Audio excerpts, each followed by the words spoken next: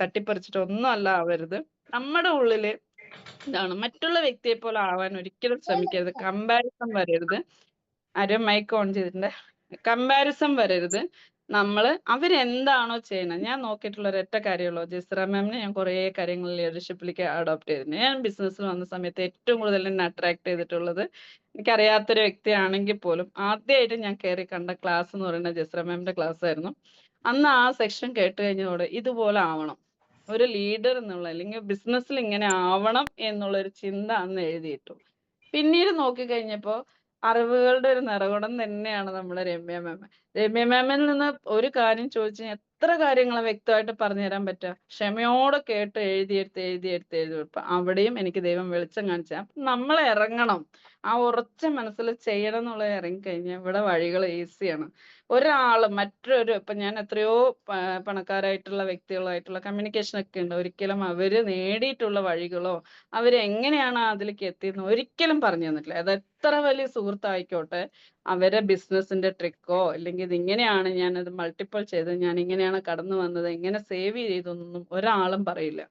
അതേ സമയത്ത് ഫിജിക്കാട്ട് ഒരു തുറന്ന പുസ്തകമാണ് അല്ലെ. ഓരോ വ്യക്തികളും ഇതിൽ നേടിയിട്ടുള്ള അറിവുകളാകട്ടെ, ഏണിംഗ് ആകട്ടെ, എല്ലാം തന്നെ നമുക്ക് കാണിക്കും. നമ്മൾ ആരെങ്കിലും ഇതിനു മുമ്പ് നമ്മുടെ അക്കൗണ്ടിലെ പൈസകൾ തുറന്നു കാണിച്ചിട്ടുണ്ടോ? ഒരാളും ചെയ്യാറില്ല എന്റെ അക്കൗണ്ടിൽ ഇത്രയുണ്ടെന്ന്. പക്ഷേ ഫിജിക്കാട്ടിൽ ഒരു വരുമാനം വന്നു കഴിഞ്ഞാൽ, നമ്മളൊരു സ്റ്റാറ്റസ് ഇട്ട് കഴിഞ്ഞാൽ ആ സന്തോഷം നമ്മൾ പ്രകടിപ്പിക്കാറുണ്ട് അല്ലേ. ഇവിടെ ഒന്നും ഫേക്ക് ആയിട്ടുള്ള കാര്യങ്ങളില്ല. നമ്മുടെ അറിവില്ലായ്മകളും നമ്മൾ ചെയ്യായിക മാത്രമാണ് നമ്മളിൽ എന്തെങ്കിലും കുറവുകൾ വരുത്തിയിട്ടുണ്ട്. അപ്പൊ ഒന്ന് തിരുത്താൻ ശ്രമിച്ചാൽ മതി. ഒന്നും ഈ ബിസിനസ്, എനിക്ക് പറയാനുള്ള ഒരൊറ്റ കാര്യമുള്ളൂ, ഈ ബിസിനസിനെ കുറിച്ച് അറിയാത്ത വ്യക്തികൾ അല്ലെങ്കിൽ വന്നിട്ട് ഒന്നും ചെയ്യാത്ത വ്യക്തികൾ പറയുന്ന വാക്കുകളുടെ പുറകിൽ എൻ്റെ പ്രിയ സുഹൃത്തുക്കൾ അല്ലെങ്കിൽ പാർട്ട്നേഴ്സ്, ലീഡേഴ്സ് ആരും ഇത് വിട്ട് പോകരുതെന്നുള്ളൊരു റിക്വസ്റ്റ് മാത്രമാണ് എനിക്ക് ഇതിനെ കുറിച്ച് പറയാനുള്ളത്. കാരണം എന്താണെന്ന് വെച്ച് കഴിഞ്ഞാൽ, പഠിക്കാനൊരു തുറന്ന മനസ്സും സന്തോഷത്തോടെ ചെയ്യുന്ന ജോലിയോടെ ഒരാൾ ആരാധനയോടുകൂടെ ചെയ്യുകയാണെങ്കിൽ ഇവിടെ സക്സസ് ഉറപ്പാണ്. ഇപ്പൊ ഫിജിക്കാട്ട് എന്നുള്ളൊരു കടലാണെന്നുള്ളത് തിരിച്ചറിഞ്ഞത് എങ്ങനെയാന്ന് ഞാൻ പറയാം. ഈ ബിസിനസ്സിൽ വന്നപ്പോൾ ഞാൻ തുടക്കത്തിൽ പറഞ്ഞല്ലോ, എനിക്ക് ബോച്ചെ കാണാൻ ഭയങ്കര ഒരു ആഗ്രഹമായിരുന്നു. ഇടിച്ചു കയറിപ്പോയി എന്ന് പറഞ്ഞില്ലേ. രണ്ടാമത്തെ അച്ചീവ്മെന്റ് എന്ന് പറയുന്നത് അലമേലും മാമിന്റെ റാങ്ക് അപ്ഡേഷൻ ആണ് സമയത്ത് എന്റെ വായിന്ന് ഒരു വാക്ക് വന്നു പോയിരുന്നു. ഞാൻ സർട്ടിഫിക്കറ്റ് വാങ്ങിയിട്ട് വന്ന പിന്നെ ഞാൻ പറഞ്ഞിരുന്നു, നിങ്ങൾ റാങ്ക് അപ്ഡേറ്റ് ആയ ഞാൻ ബോച്ചയെ കൊണ്ടുപോയി കാണിക്കുന്നു. അറിയില്ല, മനസ്സെന്ന് അതിനോടുള്ള ആരാധന കൊണ്ട് ഞാൻ പറഞ്ഞതാണ്. പക്ഷെ ദൈവം അതിന് നിമിത്തമാക്കി കോയമ്പത്തൂരിൽ ആ പ്രോഗ്രാം നടക്കലും ടീച്ചറുടെ അപ്ഡേഷൻ ആകലും ഒരേ സമയത്ത് ഞാൻ എൻ്റെ വാക്ക് പാലിച്ചു. അന്ന് പറഞ്ഞിരുന്നു, ഈ സർട്ടിഫിക്കറ്റ് വാങ്ങാൻ വേണ്ടി ഇത്രയും ദൂരം പോണോ ഷീജയെന്ന് പറഞ്ഞോണ്ട് ഞങ്ങൾ രണ്ടുപേരും കൂടെ ഒരുമിച്ചൊരു യാത്ര അന്ന് നടന്നു. ഒരു സെക്കൻഡ്.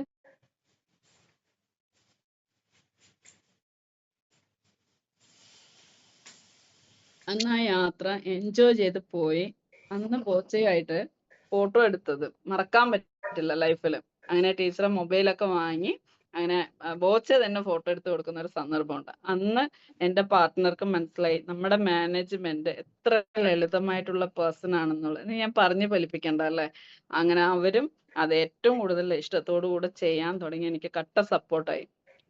പിന്നെ മൂന്നാമത്തത് വന്നിട്ടുണ്ടെങ്കിൽ, ഇവിടെ ചെന്നൈയിൽ ആവടിയിൽ വന്നിട്ട് ഈ ബിസിനസിന്റെ അതായത് ചെമ്മണ്ണൂർ ജ്വല്ലറി ഓപ്പൺ ആയ സമയത്ത് മായ മാം പറഞ്ഞ അതിനോട് എനിക്ക് യോജിക്കേണ്ടി വരുന്ന അവിടെ, ജ്വല്ലറി അല്ലേ, ഞാൻ ഫിജിക്കാട്ടല്ലേ ചെയ്യണ എന്ന് ഞാൻ ചിന്തിച്ചില്ല. എൻ്റെ മാനേജ്മെന്റ്, ഞാൻ വർക്ക് ചെയ്യുന്ന ഒരു സ്ഥാപനത്തിന്റെ ഓണറാണ് വരുന്നത്, അത് പോയി കാണണം, നമ്മൾ അതിലൊരു ഭാഗമാകണം എന്ന് പറഞ്ഞ പാർട്ട്നേഴ്സും കൂടെ അതിന് സജ്ജമായി. അങ്ങനെ ഞങ്ങൾ പോയി കണ്ടപ്പോ അന്ന് അകലെ നിന്ന് ഒരു സർട്ടിഫിക്കറ്റ് വാങ്ങിയത് ഞങ്ങള്. ബോച്ചയോടെ ഏറ്റവും കൂടുതൽ അടുത്ത് നിന്ന് ഫോട്ടോ എടുക്കാനും സംസാരിക്കാനും നമ്മളുടെ സാധാരണക്കാരുടെ കൂടെ ഇറങ്ങി നിന്നത് എന്ന രീതിയിൽ ഞങ്ങളെ തിരിച്ചറിഞ്ഞുകൊണ്ടുള്ള ഒരു അനുഭവമായിരുന്നു അത്. അത് ഈ ബിസിനസ്സിൽ ഒന്നും കൂടെ നമുക്ക് സ്ട്രോങ് ആക്കാൻ സഹായിച്ചു എന്നുള്ളതാണ്. കാരണം ഒരിക്കലും ഒരാൾക്ക് അഭിനയം എന്ന് പറയുന്നത് ഒരു സെക്കൻഡിലെ കാര്യമായിരിക്കും. ഒരു റിയൽ പേഴ്സന്റെ ക്യാരക്ടർ എങ്ങനെയാണെങ്കിലും ഏതെങ്കിലും ഒരു സ്ഥലത്ത് എക്സ്പ്രസ് ആകുന്നുള്ളതാണ്. പക്ഷെ ഞാൻ കണ്ടിട്ടുള്ള ആ കാര്യത്തില് ബോച്ചയുടെ എനിക്ക് എന്നും അഭിമാനവും സന്തോഷമുള്ള ഒരുപാട് നന്മകൾ ചെയ്യണം ഞാൻ അന്ന് കണ്ടു. അതേപോലെ തന്നെ അടുത്തത് വന്നിട്ട് എനിക്ക് ബിസിനസ്സിൽ തന്നിട്ടുള്ള മറ്റൊരു അവസരം, ഈ NSSന്റെ പ്രോഗ്രാം നടക്കുമ്പോൾ ഞാൻ ചെന്നൈയിൽ വന്ന സമയത്ത് ബീച്ചിൽ കൊണ്ടുപോയിരുന്നു. ബീച്ചിൽ കൊണ്ടുപോയ സമയങ്ങളിലൊക്കെ ഞാൻ കരയുടെ അപ്പുറത്ത് നിൽക്കും. പേടിയാണ്, ഞാൻ ഇറങ്ങില്ല, വെള്ളത്തിൽ ഇറങ്ങില്ല ഒരു കാരണവശാലും. അങ്ങനെ നമ്മളിൽ ഒരുപാട് പേരുണ്ടാവൂലേ, വെള്ളത്തിൽ ഇറങ്ങില്ല, പേടിയാ. പിന്നീട് കുറേ വർഷങ്ങൾ ശേഷം ഈ ഇടയില് ഒരു 3, 4 വർഷത്തിന് മുമ്പ് പോയപ്പോ ഒന്ന് ജസ്റ്റ് ഒന്ന് വെള്ളത്തില് കാല് വെച്ചു. അപ്പഴും പേടിയാണ് ഇറങ്ങി അകത്ത് പോവാനായിട്ട്. ചിലപ്പോ നല്ല നീന്തലൊക്കെ ചെയ്യുന്ന വ്യക്തികളുണ്ടാകും. അവരുടേത് വേറെ. അതല്ലാത്ത സാധാരണ വീട്ടമ്മയുടെ കാര്യമാണ് ഞാൻ പറയുന്നത്. പക്ഷേ ഇപ്രാവശ്യം എൻഎസ്എസിന്റെ പ്രോഗ്രാമായിട്ട് ഞങ്ങളെല്ലാവരും കൂടെ പോയപ്പോ എനിക്ക് ഒരു പേടിയില്ലെന്നേ ബീച്ചിൽ ഇറങ്ങാനായിട്ട്. സുഖായിട്ട് വെള്ളത്തിൽ ഇറങ്ങി കളിച്ചു. അലകളോട് പേടിയില്ല. ധീരതയോടെ നിക്കാൻ പഠിച്ചു. അന്ന് ഞാൻ മനസ്സിലാക്കി ഫിജിക്കാട്ട് എനിക്ക് ചെറിയ കാര്യമൊന്നുമല്ല തന്നെ. കോൺഫിഡന്റും ഫേസ് ചെയ്യാനും ഉള്ള ഒരു മാനസികാവസ്ഥയിലേക്ക് ഞാൻ എത്തിയിട്ടുണ്ട്. ഇന്ന് എന്റെ മുമ്പിൽ പ്രോബ്ലങ്ങൾ വരുന്നത് എനിക്കിഷ്ടാണ്. ഓപ്പൺ ആയിട്ട് പറയണം. കാരണം എന്താണെന്നറിയോ? സൊല്യൂഷൻ കാണാൻ നല്ല രസാ. നമുക്കിവിടെ പ്രൊഡക്റ്റിന്റെ ഇഷ്യൂ വന്നാലോ, പ്രൊഡക്റ്റ് ഡിലേ ആയാലോ, അല്ലെങ്കിൽ ആരെങ്കിലും എന്തെങ്കിലും ഒരു കാര്യം പറഞ്ഞ് ടെൻഷൻ ആണെങ്കിൽ അതിനൊന്നും ടെൻഷൻ അടിക്കാതെ അതിന് സൊല്യൂഷൻ കാണാൻ പറ്റുന്ന ഒരു മാനസികാവസ്ഥയിലേക്ക് നമ്മൾ പ്രിപ്പയർ ആയി കഴിഞ്ഞെങ്കിൽ അത് ഫിജിക്കാട്ട് തന്നിട്ടുള്ള ഏറ്റവും വലിയൊരു ഗിഫ്റ്റ് എന്നേ ഞാൻ പറയുള്ളൂ. അപ്പോ നമ്മൾ കുറച്ച് സാധനങ്ങൾ വാങ്ങിയതിനകത്ത് വന്ന് ഏതൊക്കെയോ കടകളിൽ പർച്ചേസ് ചെയ്ത് ഈ കാലം അത്രയും കടന്നിട്ട് എനിക്ക് ഇങ്ങനെയുള്ള അനുഭവങ്ങളൊന്നും കിട്ടിയിട്ടില്ല. ഒരു ടെൻഷനും ഉണ്ടായിട്ടില്ല അന്ന്. പക്ഷേ ഈ ബിസിനസ്സിനകത്ത് വന്ന് എൻ്റെ വീട്ടിലേക്ക് വേണ്ടുന്ന സാധനങ്ങൾ ഏകദേശം ഒരു 1, 1.5 വർഷത്തോളം ഞാൻ ആ പ്രൊഡക്റ്റുകളെല്ലാം യൂസ് ചെയ്തിട്ടുണ്ട്. അടിപൊളിയായിട്ട് യൂസ് ചെയ്തു. അന്ന് നെഗറ്റീവ് പറഞ്ഞ ആൾക്കാരെ അല്ലെ നിനക്കേ സാധിക്കുള്ളൂ എന്ന് പറഞ്ഞവരൊക്കെ പിന്നീട് എൻ്റെ ബിസിനസ്സിൽ എൻ്റെ ഫ്രണ്ട്സുകൾ അപ്പൊ നമ്മളിവിടെ മുഖം ചുളിക്കേണ്ടതോ കാരണം ഞാൻ കടന്നു വന്ന വഴികൾ തന്നെയല്ലേ അവര് കിടക്കുന്നത്. അതാണ് നമ്മൾ ചിന്തിക്കേണ്ടത്. നമ്മളിൽ എന്തൊക്കെയാണോ ഈ ബിസിനസ്സിൽ മുമ്പിൽ വന്ന സമയത്ത് ഉണ്ടായ പ്രശ്നങ്ങൾ എന്തൊക്കെയാണോ അത് തന്നെയാണ് നമ്മൾ മറ്റുള്ളവരോട് പറയുമ്പോൾ അവരും കടന്നു പോകുന്നുള്ളൊരു ചെറിയൊരു മനസ്സുകൊണ്ട് ചിന്തിക്കാം. നമ്മൾ എങ്ങനെയല്ലേ തുടക്കത്തിൽ വന്നപ്പോൾ നമ്മുടെ മൈൻഡിൽ എന്തെല്ലാം വിഷയം ഓടിയിട്ടുണ്ടോ അത് മുഴുവൻ മറ്റൊരു വ്യക്തിക്ക് ഉണ്ടാകും എന്നുള്ളത് മാനിച്ചുകൊണ്ട് ക്ഷമയോടെ ഈ ബിസിനസ്സിന്റെ അവസരം പറഞ്ഞു കൊടുക്കുക. പറഞ്ഞു കൊടുത്തിട്ട് നമുക്കൊരു മാറ്റവും വന്നില്ലെങ്കിൽ തീർച്ചയായിട്ടും നമ്മുടെ കൂടെ അസോസിയേറ്റ് ചെയ്യാൻ പേടിക്കും. ഇന്ന് എനിക്ക് മാറ്റങ്ങൾ വന്നിട്ടുള്ള കുറച്ചൊരു സ്വീറ്റ് ആയിട്ടുള്ള കാര്യങ്ങളുണ്ട്. ഞാൻ സാധാരണ ഒരു ഹൗസ് വൈഫ് ആയിരുന്നു. ആ സമയത്ത് സാരിയൊക്കെ ചുറ്റി നടക്കും. അതുപോലെ ഒരു ചുരിദാർ മാക്സിമം.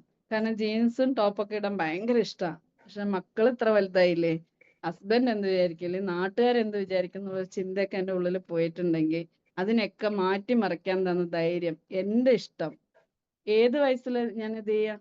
എൻ്റെ ആഗ്രഹം കൊണ്ട് നടന്നിട്ട് എന്ന് തട്ടിപ്പോകും നമുക്ക് ആർക്കും ഉറപ്പില്ല അല്ലെ. ആഗ്രഹങ്ങൾ കുഞ്ഞു കുഞ്ഞു ആഗ്രഹങ്ങൾ സാധിക്കുമെങ്കിൽ ആർക്കാണ് ഇവിടെ പ്രശ്നം? മാന്യമായ വസ്ത്രധാരണം ഒരു പ്രശ്നവും ഇല്ല എന്നുള്ള രീതിയിൽ അടിപൊളിയായിട്ട് ഹസ്ബൻഡിനെയും കൂട്ടിയിട്ട് പോയി ജീൻസ് പാൻറ്റും ടോപ്പൊക്കെ ഇട്ടു നടന്നു. അപ്പൊ ഒരു സെൽഫ് കോൺഫിഡന്റ്.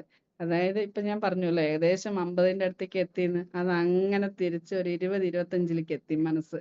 അപ്പോ ഈ ചുരിദാർ ഇട്ടതിൽ നിന്ന് ജീൻസ് പാന്റിലേക്ക് മാറിയപ്പോഴാണ് തോന്നിയത് ഹെയർ സ്റ്റൈല് ഇങ്ങനെ ആയാൽ കൊള്ളൂല. ഇങ്ങനെ മുടി കട്ട് ചെയ്തു.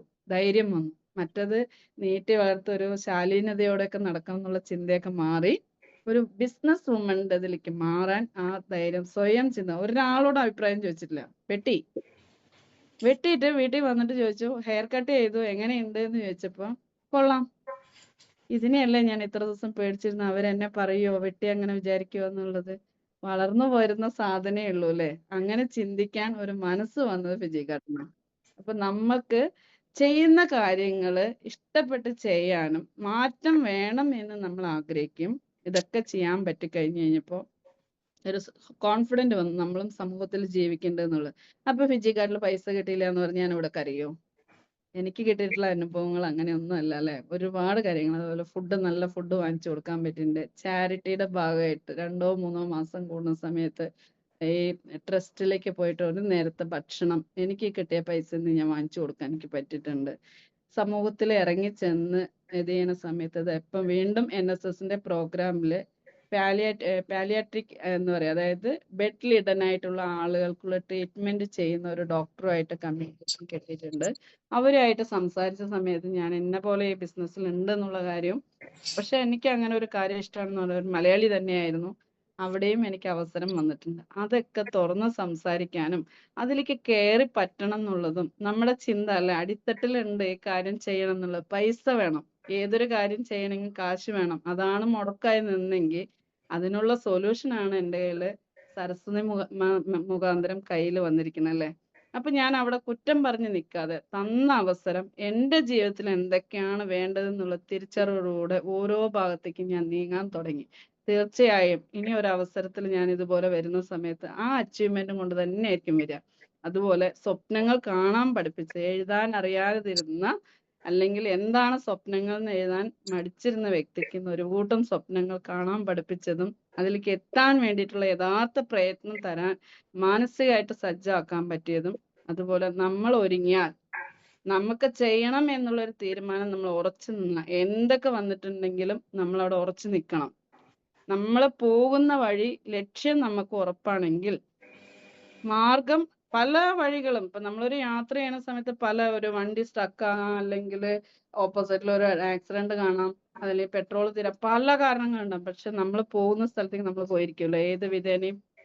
അതുപോലെ നമ്മുടെ ലക്ഷ്യം നമ്മുടെ